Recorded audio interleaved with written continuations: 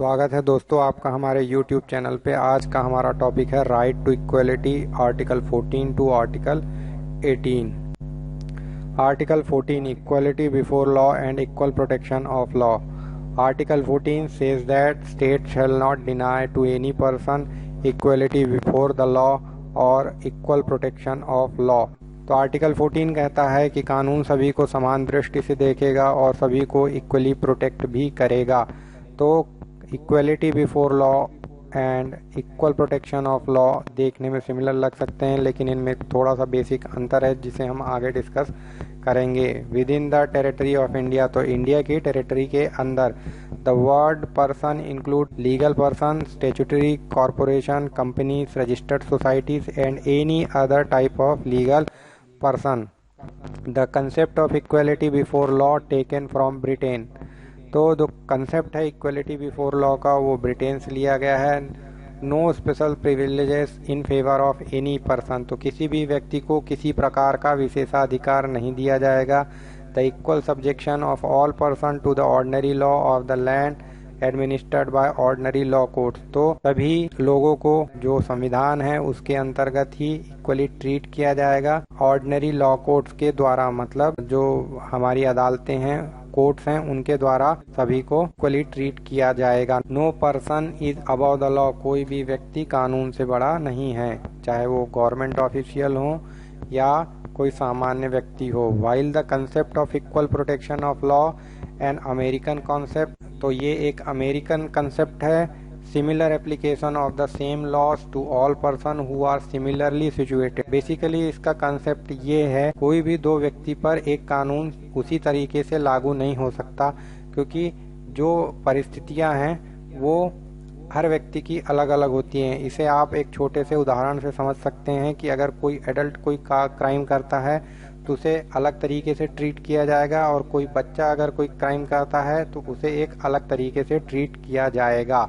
The like should be treated alike without any discrimination. तो यही basic अंतर है दोनों में, इक्वल प्रोटेक्शन ऑफ लॉ और equality before law. Exception to equality, इसमें कुछ एक्सेप्शन है। No criminal proceedings against the president और governor shall be instituted during his term of office. तो प्रेसिडेंट या गवर्नर के टर्म ऑफ ऑफिस के दौरान किसी भी प्रकार की क्रिमिनल प्रोसीडिंग्स उसके खिलाफ नहीं चलाई जा सकती किसी भी कोर्ट में। No civil proceedings against the president और the governor shall be instituted during his term of office until expiration of 2 months next after notice has been delivered to him. तो अगर किसी प्रकार की इन पर सिविल प्रोसीडिंग्स चलाना है तो इनको पहले 2 महीने का नोटिस दिया जाएगा, उसके बाद ही किसी प्रकार की सिविल प्रोसीडिंग्स चलाई जा सकती हैं। The foreign ambassadors and diplomats enjoy immunity from criminal and civil proceedings. तो जो फॉरेन एम्बेसडर्स होते हैं उनमें किसी भी प्रकार की सिविल या क्रिमिनल प्रोसीडिंग्स नहीं चलाई जा सकती। The UNO and it's agencies also enjoy the same immunity. तो यूएनओ और इसकी जो एजेंसीज हैं उन पर भी किसी भी प्रकार के सिविल या क्रिमिनल प्रोसीडिंग्स नहीं चलाई जा सकती। Prohibition of discrimination on certain grounds, तो आर्टिकल 15 प्रोहिबिट करता है डिस्क्रिमिनेशन को सर्टेन ग्राउंड्स पर। It provides that state shall not discriminate only, ये बहुत इंपॉर्टेंट वर्ड है, याद रखिएगा, only on the grounds of religion, race, caste, sex और प्लेस ऑफ बर्थ। तो किस आधार पर किसी के साथ डिस्क्रिमिनेशन नहीं किया जा सकता? रिलीजन, रेस, कास्ट, सेक्स और प्लेस ऑफ बर्थ। तो ये जो है 5 के अलावा अगर कोई आधार है तो उस आधार पर डिस्क्रिमिनेशन किया जा सकता है, क्योंकि ओनली लिखा हुआ है। The word only represent that on any other ground it is not prohibited. The state is permitted to make any special provision for women and children, तो वुमेन और चिल्ड्रन के लिए किसी भी प्रकार का प्रोविजन बनाया जा सकता है। State is permitted to make any special provision for the schedule caste and schedule tribe, तो schedule caste and schedule tribe के लिए भी बनाया जा सकता है। अदर बैकवर्ड क्लासेस के लिए भी बनाया जा सकता है। इसे 93rd अमेंडमेंट एक्ट 2005 के द्वारा जोड़ा गया था। और दूसरे इकोनॉमिक वीकर सेक्शंस के लिए भी प्रोविजन बनाए जा सकते हैं। इसे 103rd अमेंडमेंट एक्ट 2019 के द्वारा जोड़ा गया था।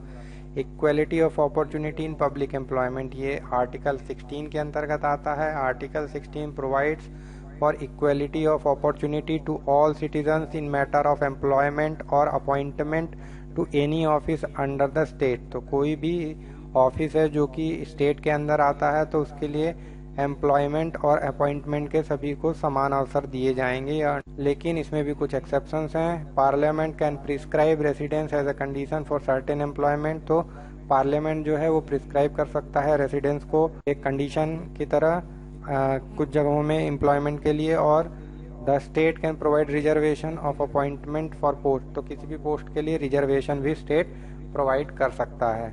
Abolition of untouchability, article 17 अबॉलिशेस untouchability and forbids it's practice in any form, तो अनटचेबिलिटी जो है अस्पृश्यता, इसे पूरी तरह से निषिद्ध कर दिया गया है आर्टिकल 17 के द्वारा।